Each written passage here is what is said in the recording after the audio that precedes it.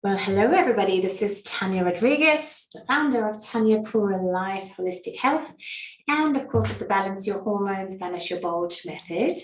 And I'm inviting all intelligent, on-the-go ladies to come over and hang out with me for a bit today, because we're going to talk about this simple and powerful, but often overlooked therapeutic potential of food and how it relates to combating those intense cravings that you might be experiencing, which are potentially sabotaging your weight loss efforts. So I wanted to talk a bit more about cravings today, because so many of you tell me that this is something that you're really struggling to control. And the first thing I want to talk about is something that I imagine most of you are aware of, but it can be really powerful to know that when you struggle with addictions to things like chips or cookies or pizza, it's not entirely your fault. So the reality is that about 30 years ago, we have a very real flavor engineering industry. And this is a known science. And there are particular combinations of fat, of sugar, of salt that don't occur naturally in food in the natural world at all. But you can engineer precise ratios of the fat, the sugar, and the salt in foods that optimally trigger a release of dopamine in your brain. And if you make these foods spicy, by the way, especially if they're spicy, you're going to get a release of endorphins, right? And this is how your body responds to spice, because it sees the spice as a source of pain, and endorphins are pain relievers. So the heat on your tongue gives you that little bit of endorphins, and it's one of the reasons that you might, if you're somebody who's craving spicy food, have that craving. So the endorphins are those feel-good messengers. They give you that pain relief and they relax you a little bit. So no extreme exercise or opiates are required when you're eating spicy foods or foods with sugar, fats, and high salt content, because these sorts of opiates, these neurotransmitters or these messengers, are released in the brain. So pizza does this also. And so perhaps it helps you now to understand that flavor engineers, or the marketing of these massive multinational companies producing these food-like substances, are really counting on you being a sucker for them, right? They're counting on you basically mindlessly and vulnerably throwing money at getting your hit from the food. But with better information and empowerment, you don't need to fall prey to this marketing and this kind of flavor engineering, which is about flavor combinations that don't occur in nature.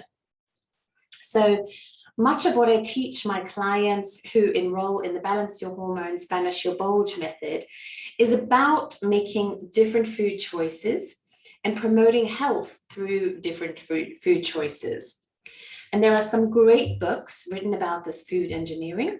And one of the really good ones is called Salt, Sugar, and Fat, and How the Food Giants Hooked Us. It's really a great read if you're interested in learning more, and I really encourage you to look it up on Amazon. So cravings are often the body's cry for a specific nutrient. Some of the more common ones are probably not what you think. So for example, an insufficiency of vitamin B6, which is common, by the way, in women who use birth control pills, or who did do for a long time.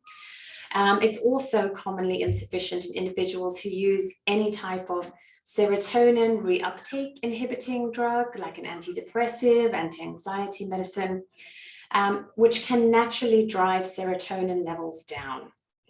So one of the things that serotonin does is that it helps us regulate our appetite and our impulse control.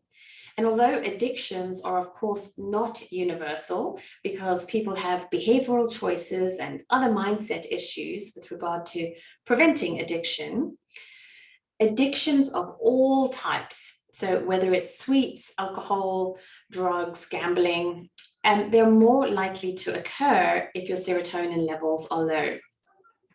And we also see this in research when it's related to eating disorders, by the way, because there's a dysregulation in the impulse control.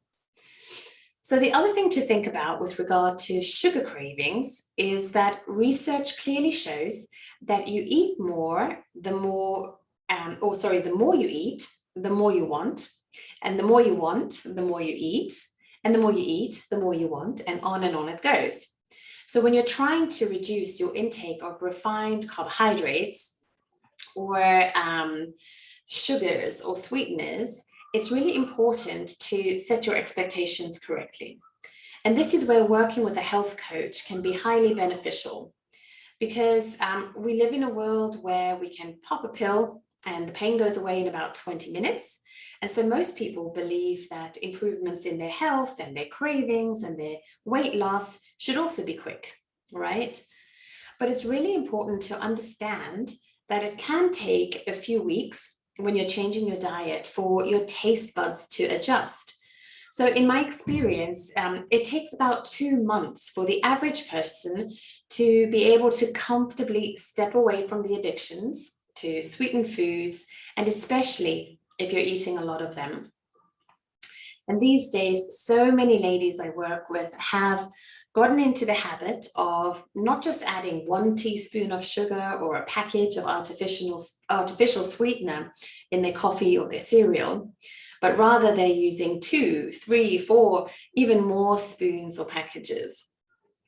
And if you're someone who recognizes these habits in yourself, then it's good that you're here and listening, because if so, you've actually trained your taste buds to expect foods to be over the top sweet. And if they're not, then you literally can't palate them anymore. And so there is, of course, a withdrawal process. So physically in your taste buds, when you start to reduce your sugar intake or your sweetener intake, and this takes about 2 months of commitment. But the super cool thing is that once you get used to eating less sugar and sweetener, then simple everyday things like a sweet potato or a carrot with nothing else on it can really start to taste over the top sweet to you. So things like a baked apple are incredibly rich and satisfying as a dessert even. And a top tip that I teach many of my clients is that when you're really craving something, even if you want that salt, that sugar, that fat hit, you can put a teaspoon of coconut oil in a pot with a cup of berries, like blueberries, blackberries, raspberries, and cook the berries for just about 5 to 7 minutes. So not to where it becomes jelly, but just where there's like a slight reduction of the fruits. And maybe put a dash of salt and then a teaspoon of vanilla, and if you like, a bit of cinnamon as well. And you can really enjoy that as a dessert. It's super delicious. And so instead of eating your chocolate or your cake or whatever it is you're craving at night, try that. You'll find it's pretty satisfying. Now, making adaptations like this in your lifestyle ensures that you're not eating quote unquote diet food, which tastes like cardboard, right? But rather that you're still enjoying real quality ingredients and getting pleasure out of it and savoring it. So remember, one of the reasons why you may look to food to satisfy not just your hunger or your need for nutrients is because you might be looking to food to fill the holes or the gaps in your life, right? To fill not necessarily food deficiencies, but more pleasure deficiencies, or adventure deficiencies, or decadence deficiencies, right? So maybe it's even love deficiencies. We call this the circle of life. It's all the different aspects in our lives that bring us joy and comfort and pleasure. All the things that are not on our plate, we call primary food, because they also feed and nourish us. Okay, and so sometimes some of the things we crave and need most to thrive are not necessarily edible because they are things like love and nurturing and adventure and challenge and acceptance. So this is something to think about when it comes to your cravings. All of the things that we don't give ourselves, and then we're looking to food to be that perfect lover, and it shows up. So food looks good, it smells good, it tastes good. It's always there for you at 6 p.m., at 2 a.m. It's always ready to get on with you, and whenever you want it, it's there. It doesn't talk back, it doesn't criticize, it doesn't have bad breath. So food is available. It's the lover that a lot of us settle for because we're not giving ourselves the lover that we most want, which is ourselves, acceptance of ourselves. And food is readily available. It's a readily available substitute. So even though it's cheap, we can get access to it very quickly. Now, there may be other reasons why you have cravings. Women in particular crave chocolate for a lot of reasons. So sometimes you crave a food because it's particularly rich in a specific nutrient that your body needs. And yes, you will crave chocolate when you are mineral deficient. So particularly when you need more magnesium. But I'm going to tell you a surprising reason for this. Chocolate has a really good amount of magnesium in it, a lot more than other foods actually, but it's not actually even close to the most magnesium-rich food. And one of the reasons that you crave chocolate in particular is because you get that hit of magnesium, but the particular flavonoids that are present in chocolate have been shown to increase stress resiliency. So it's the magnesium plus the flavonoids that really make for that chocolate craving. And when you eat chocolate, your adrenaline and your cortisol stress hormone levels come down, especially when you have a stressful encounter. So it really makes you more resilient. And so chocolate has theobromine in it, and this is a stimulant which can wake up your brain and make you feel perky. And even though it has this, it also gives you a combination hit of this magnesium and some of the stress hormone reducing flavonoids. So it's both stimulating and calming. And flavonoids are really a great example of what we call phytonutrients, which are the nutrients in plant foods, for example, that help the plant be resilient in nature.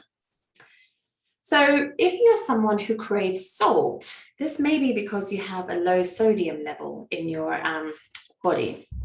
And in particular, if you're using diuretic drugs, or if you have a low cortisol hormone level, which means that maybe your aldosterone hormone is also low. So if this is the case, you'll be losing too much sodium and water through your urine and therefore crave more salt. But if you crave salt when you have other mineral deficiencies, well, if you crave salt, you're likely to have other mineral deficiencies as well, like calcium. Perhaps you're craving ice cream when you've been depriving yourself of lots of fats, so essential fats in your diet.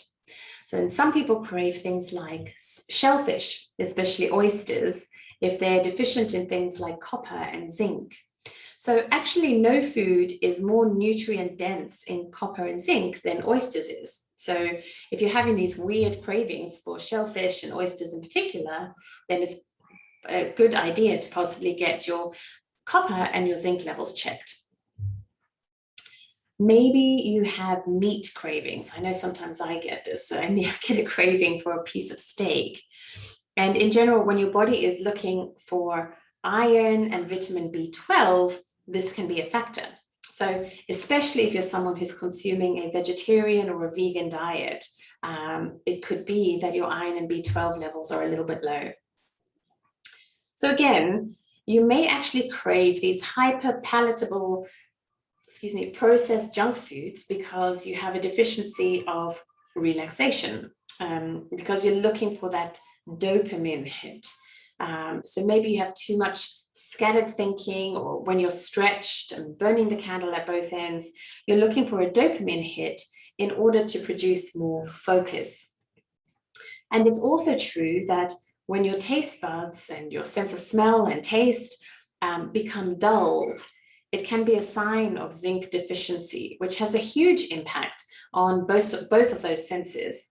And so if you're likely to crave really hyper palatable engineered foods or even super spicy foods because your taste buds in general have become dulled, then you're looking for something more exciting in life. So this is how cravings actually manifest, not just in a physical way, but also in a kind of mental, emotional realm.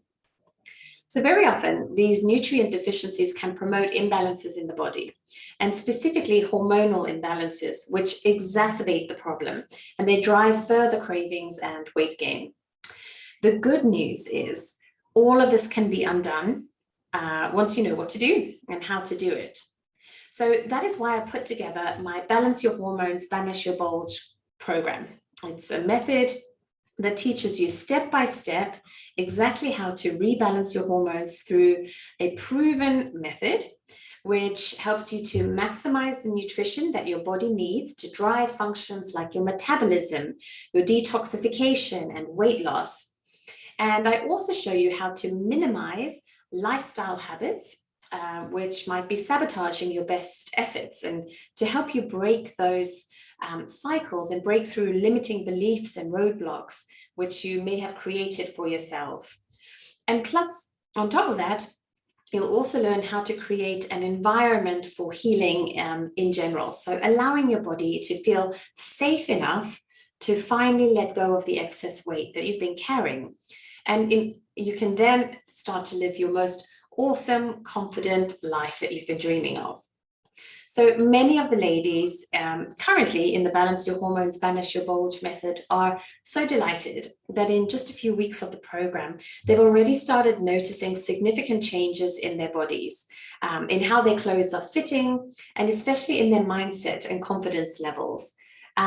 So if you'd like to learn more about the Balance Your Hormones, Banish Your Bulge method, and whether it will work for you to finally lose your excess weight, to keep it off for good, this is a big factor, then click on the link either in my bio, or I'll pop it in the comments or the description of this post, to schedule a free call. So I offer epic discovery calls for everyone who's interested, because I make it my mission to try to provide value and help you gain clarity on what your actual goals are and what's stopping you from achieving those. Because I really wish that someone would have helped me when I was going through the same struggles.